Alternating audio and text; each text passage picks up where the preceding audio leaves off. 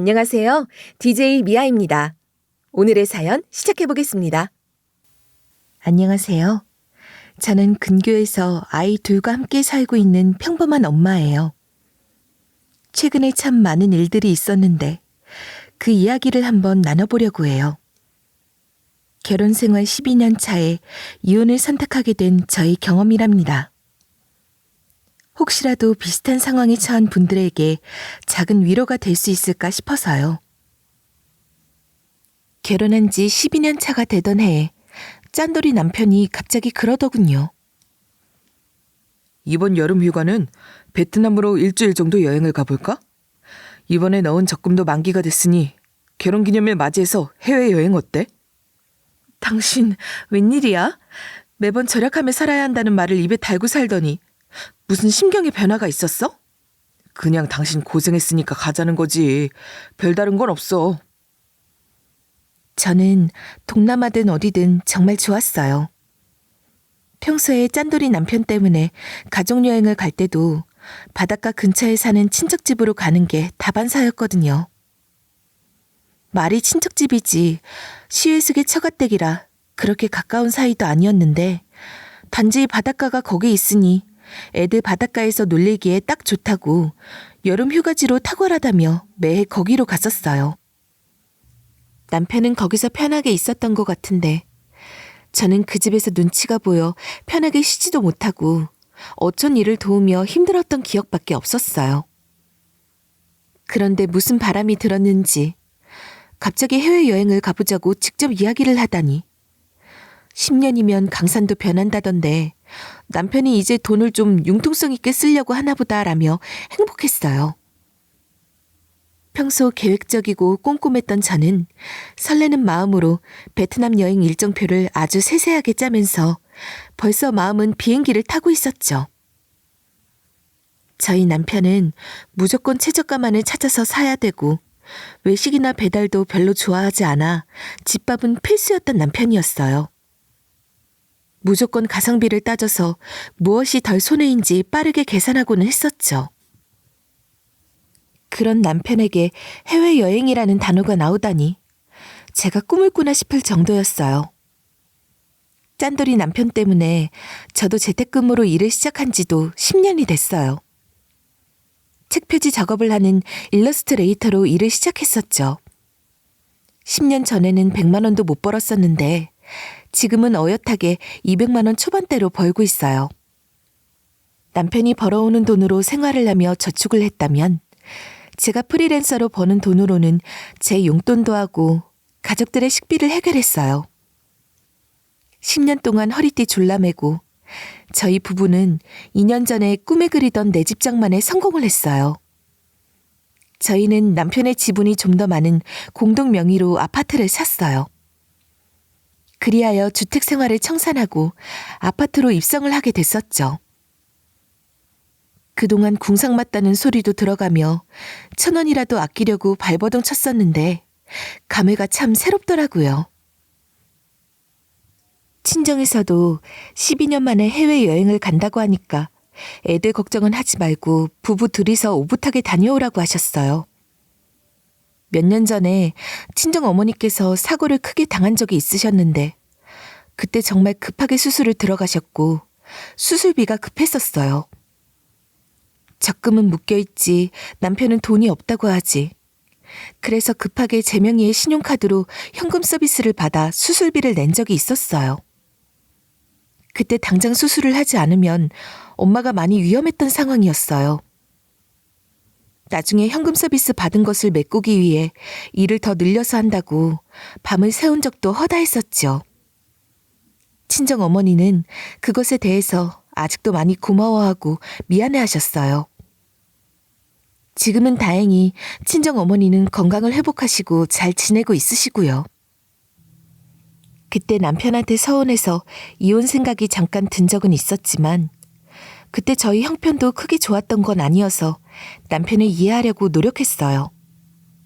친정은 크게 여유로운 편은 아니었는데 두 분께서는 공직에 있으셨어요. 그래서 노후는 보장이 되어 있었고 밑으로는 10살이 어린 늦둥이 남동생이 한 명 있어요. 남동생은 아직 장가를 가진 않았지만 고등학교 시절부터 오랫동안 사귀었던 여자친구랑 곧 결혼 예정이었어요. 남편이 짠돌이로 자라게 된 데에는 시댁의 영향도 컸을 거예요. 시어머니께서는 동네에서도 알아주는 짠순이로 유명하셨어요. 시댁 자체가 대체로 돈을 쓰는 것에 많이 인색하셨고요. 남편과 저는 동네 친구였었는데 남편과 연인으로 발전하기 전부터 시부모님과는 아는 사이였어요. 시어머니가 짠순이이기는 하셨어도 제가 남편과 그냥 친구인 시절에 집에 놀러가면 따뜻한 밥을 지어주셔서 제 기억 속에는 좋은 분이었어요. 결혼하자마자 바로 돌변하실 줄은 몰랐지만요. 시댁도 마찬가지로 남편 밑에 10살이 어린 여동생이 하나 있었어요. 이런 인연도 참 쉽지 않을 텐데 저희 부부에겐 각각 나이 터울이 많이 나는 어린 동생들이 있더라고요. 시누이도 시집을 가지 않은 상태였어요. 저희가 결혼을 하고도 시누이는 도대체 무엇을 하고 사는 것인지 명절에는 한 번쯤 볼까 말까 했었어요.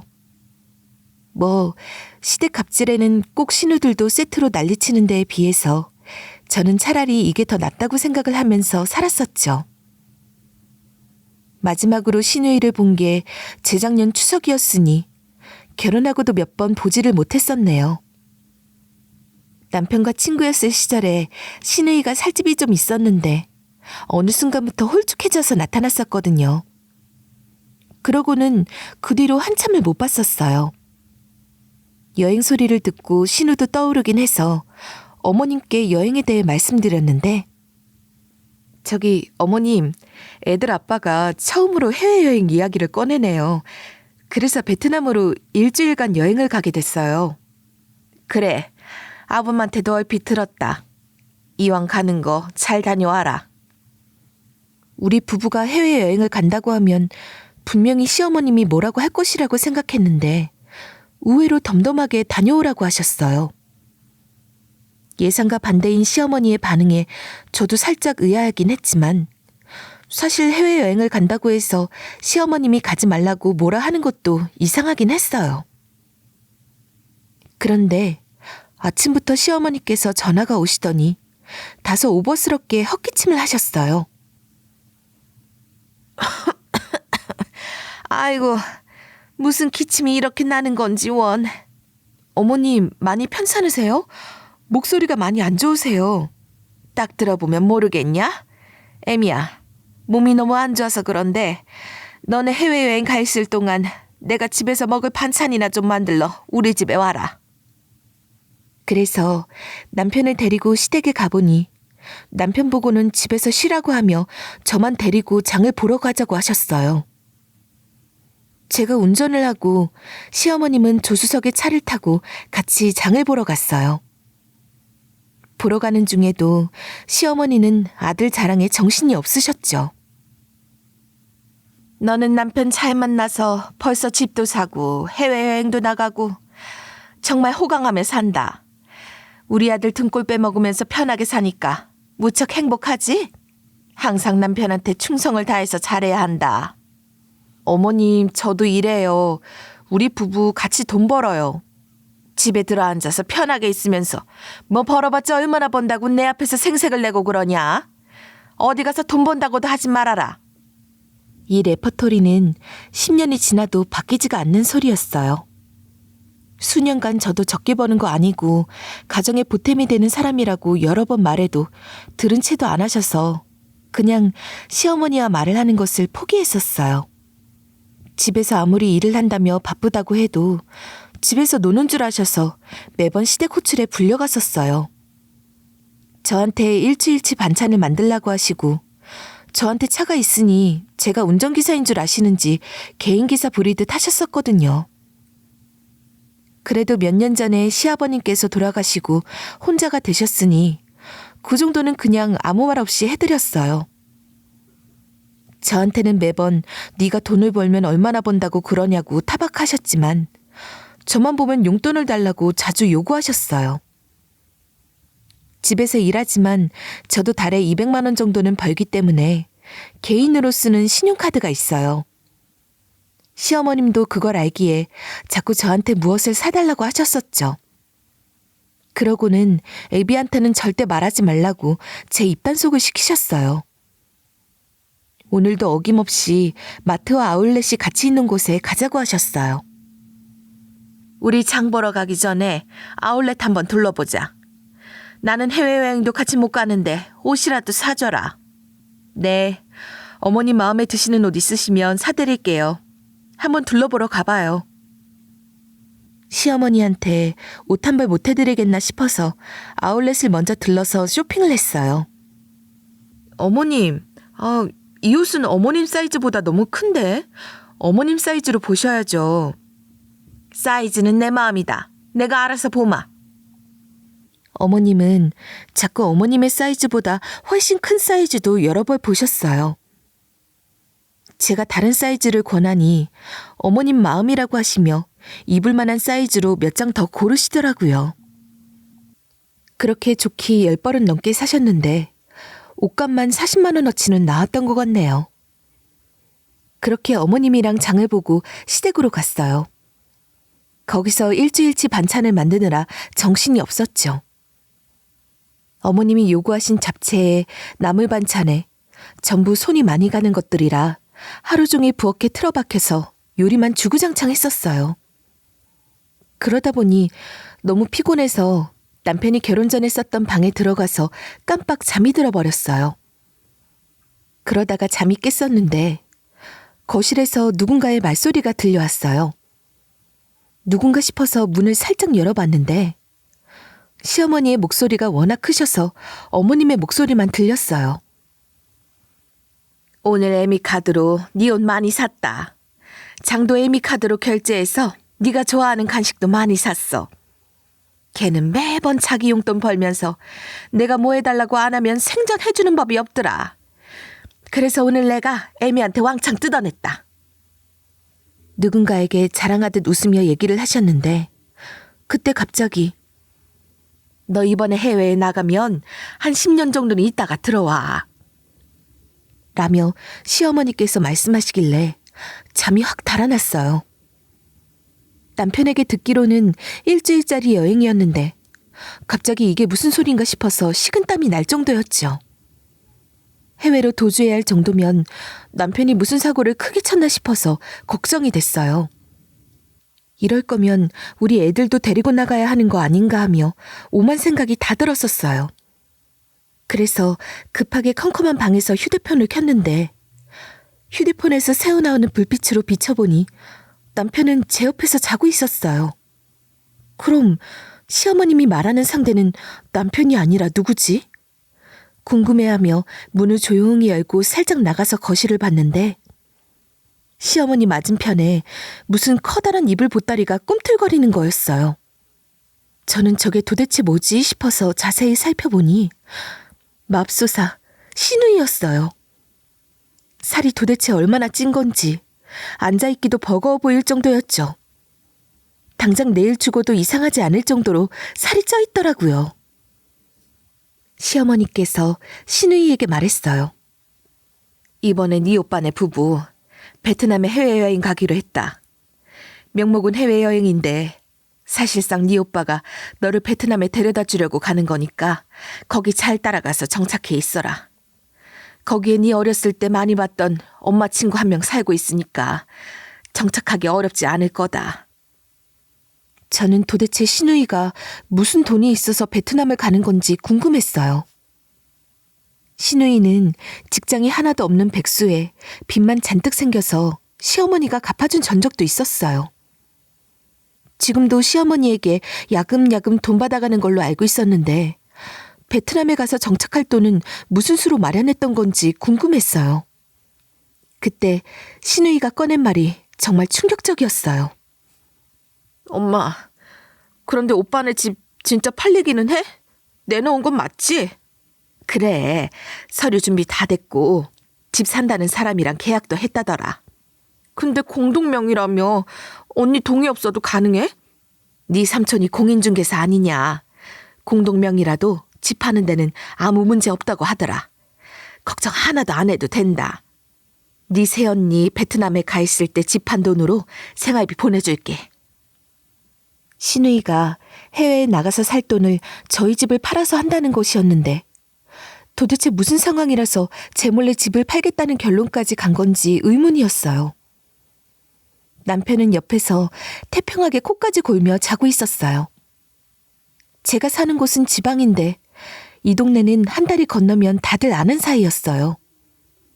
학교도 초중고가 다닥다닥 붙어 있어서 이 동네 출신이라고 하면 이름만 들어도 누군지 대략 아는 정도였어요.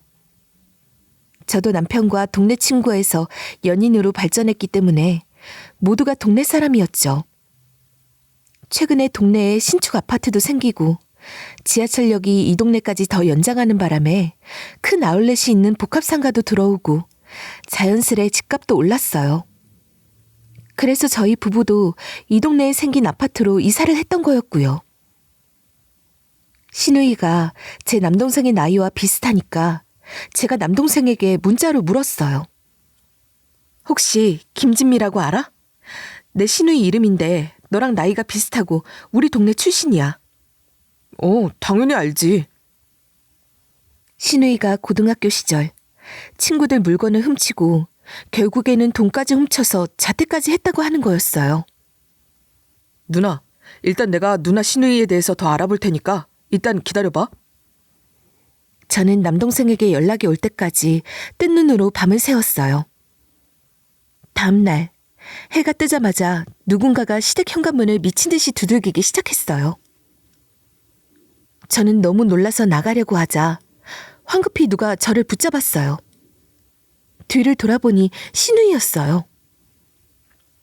새언니, 지금 절대 문을 열면 안 돼요. 아직 타이밍이 아니에요.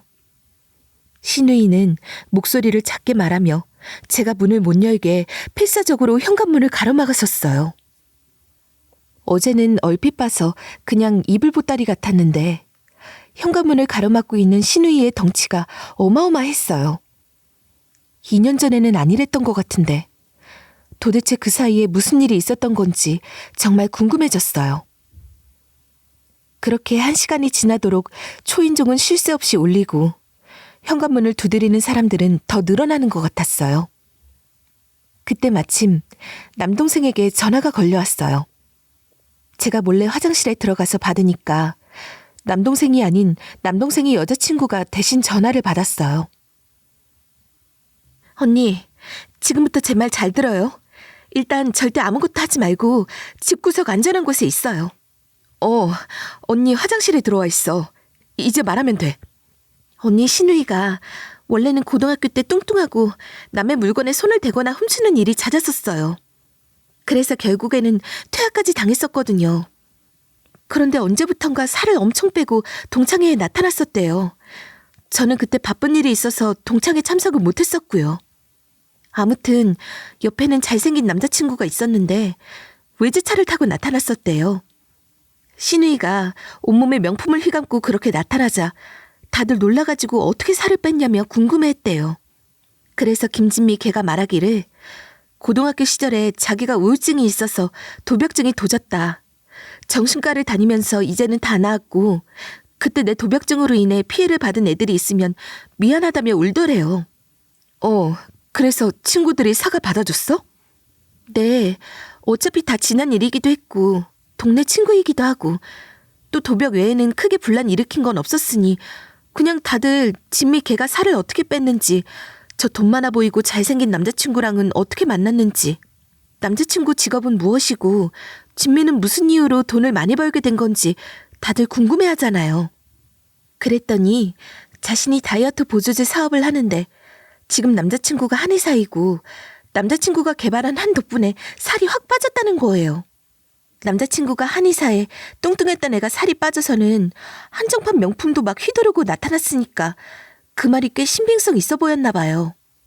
게다가 여자들만 있다 보니 다들 다이어트라 하면 귀가 솔깃하기도 했을 거고요. 그래서 다들 그 다이어트 약을 사고 싶다고 하니까 김진미가 약을 사기보다는 우리 동창끼리 개를 만드는 게 어떻겠냐는 거예요.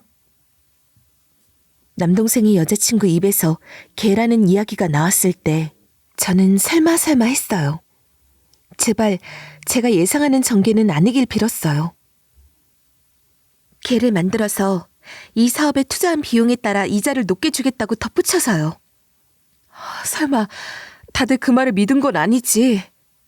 처음에는 동창 중에서 모두 그 말을 신뢰한 건 아니었고요.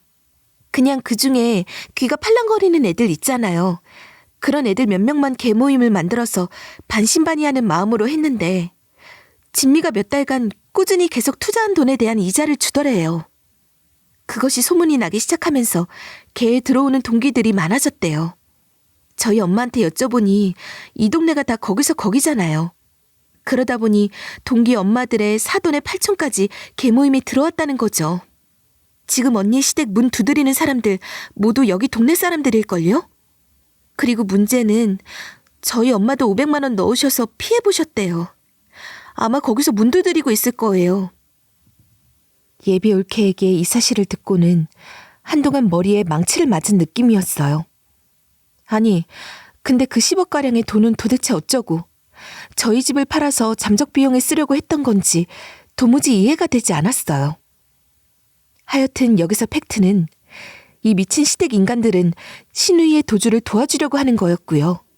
저는 중간에서 희생양이 되었어요.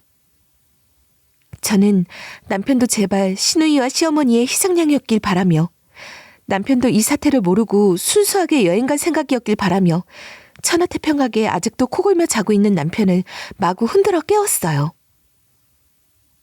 당신 지금 현관문 두드리는 사람들 누군지 알아? 제가 막 잠에서 깨어난 남편에게 물었어요. 그냥 나도 모르는 척 해야 돼. 당신도 지금 이 사태에 대해 알고 있다는 거네? 나는 지금 이 상황이 뭔지 모르겠는데? 그럼 그렇지. 남편도 역시나 한통속이었어요. 저만 이 집에서 바보였던 거예요. 시댁 현관문은 쉽게 수그러들 생각이 없는 듯 두드리는 소리는 계속됐고 신우이는 이제 그 소리가 아무렇지도 않은 듯이 태연하게 라면이나 끓여 먹고 있었어요. 저는 라면을 먹는 신우 앞에 앉았어요. 아가씨, 이젠 저도 알려주셔야죠. 저도 이 광경을 본 이상 그냥 모르는 척 있진 못하겠네요. 제 말에 신우이는 아까 예비 올케가 말했던 그대로를 저에게 털어놨어요. 어느새 남편과 시어머니도 거실에 나와서 부엌 식탁에서 신우이 이야기를 듣고 있는 제 표정을 살펴보는 것 같았죠. 저는 신우이의 이야기를 처음 듣는다는 듯한 표정을 지으며 놀라는 척 다시 되물었어요. 근데 아가씨, 그 약이 효과는 있었나 봐요? 생각해보니 아가씨 전에 엄청 날씬했었잖아요. 다이어트 성공했던 거 아니었어요? 그거요? 사실은 오빠가 저 지방 흡입하라고 돈을 줬었어요. 그래서 그때 한창 지방 흡입하고 제가 리즈 시절을 찍었었죠. 신우이는 사태 파악이 안 되는지 자신이 그때 얼마나 감량을 했고 얼마나 예뻤었는지 휴대폰을 켜서 갤러리에 들어가 저에게 자신의 사진을 들이밀며 자랑까지 하고 있었어요. 그러면 아가씨 남자친구는 어디로 사라진 거예요? 그걸 저도 모르겠어요.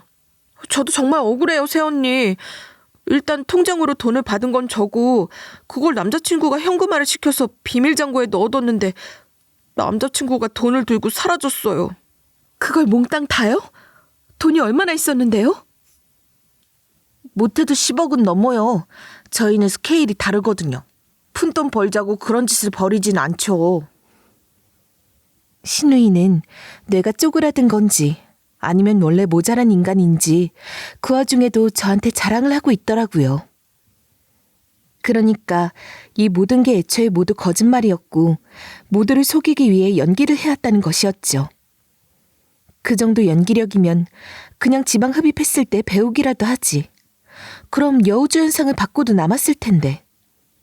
이 모든 사실이 정말 내 주위에서 일어난 게 맞는 건가 싶어 볼을 꼬집어 볼 정도로 와닿지가 않았어요. 그런데 제일 배신감이 들고 어처구니가 없었던 것은 자신의 동생에게 지방흡입 수술 비용을 줄 돈은 있고 생사를 오갔었던 장모님 수술 비용은 없었다는 이야기였어요. 애초에 돈이 없었던 게 아니라 처가댁에 쓸 돈은 남편의 계획에 없었던 거였겠죠. 전신지방 흡입 비용이 정확히 얼마인진 몰라도 그게 꽤나 비싸다는 정도는 저도 알았어요. 저는 살림하면서 육아하면서 밤에 밀린 재택근무하면서 쇠가 빠지게 힘들었는데 남편은 본인 가족들한테 그것도 그냥 단순 미용 목적으로 하는 지방 흡입 비용으로 돈을 줬었다는 게 정말 충격이었어요. 그렇다면 이런 일이 아니더라도 저 몰래 시댁에 돈을 얼마나 줬었을까요? 정말 배신감이 쓰나미 오듯이 밀려왔어요. 뭐 그래놓고 나한테 상의도 안 하고 집을 판다고? 진짜 이건 무슨 그지 같은 소리인가 싶었죠. 정말로 참을 수가 없었지만 일단 침착해야 했어요. 저는 이 집안과 오늘 이혼을 결심했지만 지금 애써 사놓은 저희 집이 홀랑 날아가게 생겼거든요.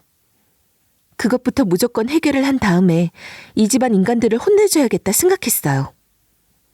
제가 충격에 더 이상 말을 잇지 못하고 있자 신우이가 제 손을 덥석 잡으면서 말을 했어요. 새언니, 걱정 마세요. 언니네한테 피해가는 건 전혀 없어요. 지금 상황은 이렇지만 언니는 그냥 베트남 가서 여행 잘하고 돌아오시면 되는 거예요. 이 일은 그냥 제 일이지 언니와는 별개예요. 언니는 그냥 모른 척만 해주시면 돼요. 제가 베트남 가서 꼭 성공해서 언니가 저 감싸줬던 은혜 꼭 갚을게요. 말하는 족족 한숨이 나오게 만드는 신우이가 얄미웠어요. 여보, 진미도 우리 가족이잖아. 하나밖에 없는 신우이 지켜줘야지. 그냥 당신은 모르는 척만 하고 있으면 돼. 우리는 그냥 진미를 안전하게 베트남에 데려다주고 재밌게 여행 즐기고 오면 돼. 분노를 겨우 억누르고 있는데 남편이 옆에서 신우이의 말을 거들며 제 분노에 부채질을 하고 있었어요. 그래, 이 집안 며느리로 들어왔으면 시댁에 뼈를 묻고 살아야지. 너는 여기서 무엇을 보든 귀 닫고 눈 닫고 입 닫고 살면 돼. 기어이 시어머니까지 합세해서 멀쩡한 저를 장님을 만들며 아주 너는 대놓고 이 집안의 노예라고 하셨어요. 일단 베트남 출국은 당장의 3일 뒤였고 저는 집 문제부터 해결해야 했어요. 저도 신우이 못지않은 배우 뺨치는 연기를 선보였죠. 모두들 걱정하지 마세요. 저도 이 집안 가족인데 이런 일 있을 땐 당연히 도와야 되는 게 도리죠. 우리 애들 하나밖에 없는 고모이기도 하잖아요. 저만 믿고 3일 뒤에 안전하게 출국해요. 그런데 어떡하죠? 애들이 열이 나고 아프다고 그래서 제가 일단 친정으로 가봐야겠어요. 계속 저를 찾는다고 하네요. 다행히 저의 빛나는 연기로 시댁 사람들을 모두 안심시키고 애들이 아프다는 핑계로 이 집을 빠져나갈 구실도 만들었어요. 시어머니께서 손주가 아프다니까 별 의심 없이 얼른 나가보라고 하셨어요. 신우이는 시댁의 출국 전날까지 계속 있을 예정이었어요. 늦은 밤이 되니 문을 두드리는 소리도 잠잠해졌어요. 그 틈을 타서 저는 차를 타고 조용히 친정으로 향했죠. 거기에는 이미 남동생과 예비올케를 불러놨었고요. 우리 예비올케한테 미안해. 나는 상황이 이런지도 몰랐어. 언니가 왜 미안해요. 언니 때문에 벌어진 상황도 아니고요. 그래도 일단은 우리 애들 고모기도 하니까 내가 어떻게든 수습해볼게. 괜스레 예비 옳게 될 사람을 보니 제가 한 잘못이 아닌데도 미안한 마음이 들었어요. 분노에 찬 남동생을 진정시키고 저는 날이 밝기를 기다렸어요. 대망의 날이 밝았고 저는 부동산 가기 전에 변호사부터 찾아갔어요.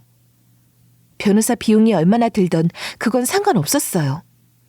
지금 당장 눈앞에 날아가게 생긴 집값보다 비싸겠어요? 변호사의 코치를 받고 부동산으로 향했어요. 남편의 외삼촌이 부동산을 한다는 것은 알았지만 공인중개사라는 직업을 이런 식으로 써먹을 줄이야.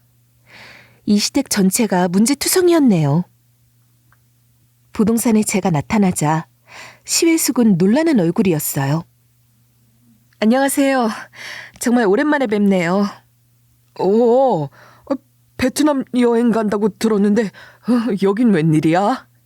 시혜숙님, 제 동의 없이 저희 집 매물로 내놨다고 들었어요. 취소해주세요. 그건 이미 매수자가 나와서 계약금도 받은 상태라 어려울 것 같은데. 공동 명의자인 저에게 위임장을 받거나 전화를 통한 매도이사 확인 절차도 제대로 밟지 않으셨으니 이 계약은 무효예요. 게다가 어차피 매매 대금의 10%에도 못 미치기에 가계약일 뿐이니 당장 취소해주세요. 시혜숙은 제 말에 눈동자를 이리저리 굴리시더니 저를 등지고 휴대폰을 드셨어요. 만약에 시어머니한테 연락을 한다면 이 사태에 대한 공범으로 시혜숙 님도 나란히 콩밥 드실 수가 있어요. 이미 변호사도 선임했어요. 매수자에게 계약금을 다시 반환할 테니 취소해주세요. 제가 으름장을 놓으니 시혜숙은 매수자에게 연락을 해서 취소 의사를 알렸어요. 다시 한번 말씀드리지만 시댁에 연락하는 순간 시혜숙 님도 법의 심판에 자유롭지 못하실 거예요. 마지막까지 으름장을 놓고 부동산을 나왔어요. 그리고 저녁이 되어서 시댁에 갔어요. 신우이에게는 저녁에 다시 시댁에 갈 건데 먹고 싶은 거 있으면 사간다며 계속 문자를 했었고요. 혹여 신우이가 없을까봐 긴장했는데 신우이는 밤이 됐으니 사람들이 모두 갔겠지 하며 마음 놓고 거실 소파에 누워서 TV를 보고 있었어요. 시어머니와 남편은 방에 들어갔는지 보이지가 않았어요. 현관문에서 비밀번호 소리가 들리니까 새언니, 햄버거는 사오셨어요?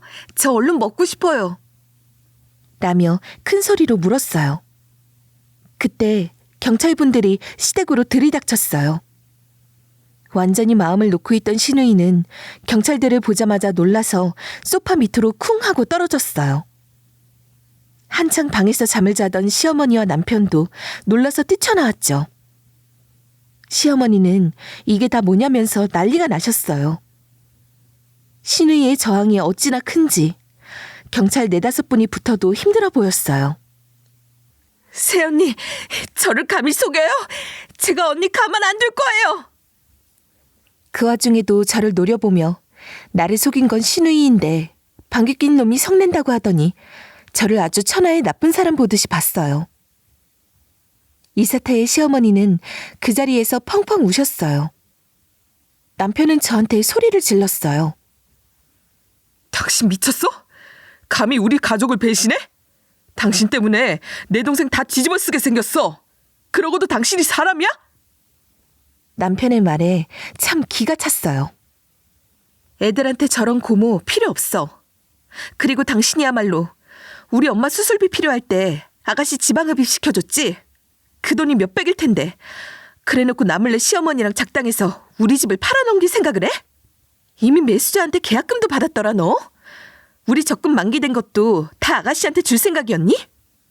지방흡입할 돈으로 우리 엄마 수술할 돈만 보태줬어도 우리 엄마 빨리 수술 들어갔고 고생 덜 할 수 있었어. 아가씨 봐봐. 몇백 들여서 지방흡입하면 뭐해? 몸이 퉁퉁 불어서 굴러다니게 생겼는데. 입은 삐뚤어졌어도 말은 똑바로 해. 배신당한 건 나야. 이 집안 사람들이 싹 다 미쳤어. 그러자 시어머니가 저한테 달려들어 제 머리를 잡아뜯으려고 하셨어요. 현관문은 열려 있었고 제가 걱정된 남동생이 때마침 달려들어와 시어머니를 제지했어요. 뭐 하시는 거예요? 우리 누나 머리카락 한 올이라도 빠지면 당신 딸이랑 똑같이 만들어버릴 줄 알아. 남동생이 시어머니에게 화를 내며 소리쳤어요. 인연 때문에 우리 딸이 잡혀갔어. 이 망할 년 어디 두고 보자. 시어머니는 계속 저를 향해 악다구니를 쓰며 달려들려고 했어요. 어머님, 월 500씩 버는 남편이 맨날 돈이 없던 이유가 시댁으로 다 돈이 들어가서였네요. 우리 애들이랑 저는 구질구질하게 살면서 돈을 아꼈는데요. 그렇게 사랑하는 손주들 입에 고기 한 점이라도 더 들어갈 수 있었는데 그거 아껴서 아가씨 지방흡입도 시켜주고 아주 좋으셨겠어요? 저 지금껏 살면서 제 앞으로 된 보험비랑 휴대폰비 다 제가 냈고요. 식비 같은 것도 모두 제 돈으로 벌어서 썼어요. 10년 동안 월 200씩 따박따박 벌었어요. 남편 잘 만나서 복 받았다고요? 남편 등골 빨아먹었다고요? 어머님 그런 소리 할 때마다 저 그냥 듣고 있었어요. 그런데 이렇게 제 뒤통수를 치세요? 그것도 모자라 이젠 동네 분들한테 사기치는 딸내미 도주하는 거 도와주겠다고 제 피 같은 집을 팔아요? 저도 시어머니에게 속에 있는 말을 다 퍼부었어요. 그게 웬 네 집이야? 내 아들 집이지. 어머님, 거기에 제 지분이 절반이에요. 진짜 이 동네가 얼마나 좁은데 저를 속이려고 하셨어요? 이제야 이 집에서 제 위치를 알았네요. 반찬 해달라고 하면 반찬 만들어줘. 어디 데려다 달라고 하면 개인기사 노릇해줘. 돈 달라고 하면 돈까지 쥐어줘. 얼마나 부리기 편하셨어요? 그동안 시어머니에게 쌓인 것을 읊으면 1박 2일로도 모자랐지만 줄줄이 이야기했어요. 그리고 남편에게 말했어요. 내가 무슨 말 할지 잘 알고 있겠지? 이혼이야, 우리. 남 변호사 이미 선임했으니 당신도 하려면 하든지. 당신한테 유책 사유 있는 거 까먹지 말고. 저는 그 말을 남기고 남동생과 차를 타고 친정으로 갔어요. 친정으로 온 저는 온몸의 긴장이 모두 풀렸는지 다리에 힘이 풀려 그대로 주저앉았어요. 친정 부모님께서 제게 달려와 제 몸을 살펴보시며 고생했다고, 잘했다고 해주셨어요. 자고 있는 토끼 같은 두 아들들을 보며 더 잘 살아내야겠다고 다짐도 했어요. 남편과 시어머니는 그 후 경찰서에서 출석 요청이 날아왔어요. 집은 매수자에게 손해배상까지 해주며 매물을 취소시켰어요. 남편은 당연히 유책 배우자가 되어 재산 분할부터 양육권까지 저에게 모두 유리하게 넘어왔어요. 안 좋은 일과 좋은 일은 동시에 온다는 말이 맞는 말이었어요. 어쨌든 지금 저에게는 당분간 이혼하고도 애들하고 먹고 살 걱정이 없을 정도였으니 정말 좋은 일이 생긴 거였죠. 어차피 재택근무를 하며 돈을 벌 수 있으니 아이들 육아도 걱정 없었어요. 제가 좀 더 바빠지면 친정에 용돈 좀 더 드리고 죄송하지만 아이들을 부탁해야겠죠. 어차피 육아, 살림, 재택근무 모두 혼자 매일 하던 일이었고 그 일상에서 남편만 빠진 거였어요. 저는 밥 차릴 사람 하나 더 줄어들고 빨래 같은 뒤치다거리도 줄어들었으니 오히려 더 편할 것 같았어요.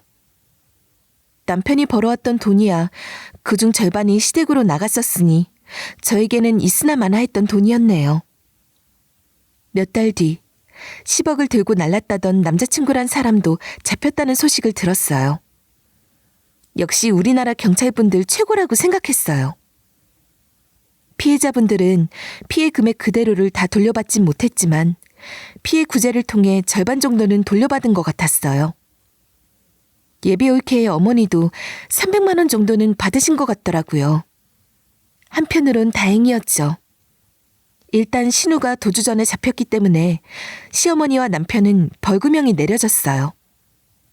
남편은 시어머니랑 같이 살더라고요. 시어머니는 졸지에 남편 뒤치다꺼리 하게 생겼고요. 남편이랑은 이혼 때문에 중간에 한번 만난 적이 있었어요. 처음에는 저한테 그러더라고요. 난 애도 없으니 다른 여자 만나서 새 출발할 거야. 그래. 당신이 할 수 있는 결혼은 노후에 수발 들어줄 사람 찾으려면 다시 재혼하는 게 답이겠지. 그런데 당신이 새 출발을 하건 말건 나는 하나도 안 궁금하니까 나한테 굳이 이야기 안 해도 돼. 그건 당신이 알아서 할 일이야. 재혼과 관련된 이야기는 당신 어머니랑 상의해봐. 저랑 이혼하는 마당에 뭐가 그렇게 당당한지 절 만나서 겨우 한다는 소리가 참 한심스러웠어요. 새 출발한다던 남편은 웃기게도 이혼을 한 후에도 애들 핑계로 계속 연락이 왔어요.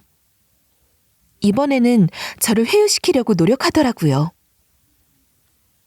당신도 10살이 어린 남동생이 있어봐서 알겠지만 그 정도 나이 차이면 동생이 아니라 자식 같은 마음이 들잖아.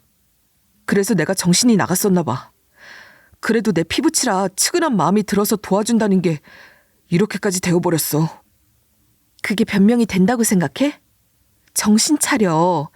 아가씨는 당신 자식이 아니야. 아가씨는 어머님의 자식이고 당신 자식은 우리 애들이야. 그런데 뭐가 우선인지도 모르고 날 기만하니까 재밌었니? 그동안 나 혼자 고생하는 거 보면서 그냥 당연하다고 생각했었지? 어머님은 아가씨가 당신 자식이니까 그렇다고 쳐도 당신은 그러면 안 됐어. 아무튼 당신에게 한 번 깨진 신뢰는 더 이상 주워담기는 어려워. 애들은 나 찾지 않아?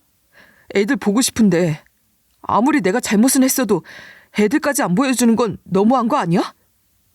이제 전 남편이 된 애들 아빠의 구구절절한 핑계는 더 이상 듣고 싶지 않았어요.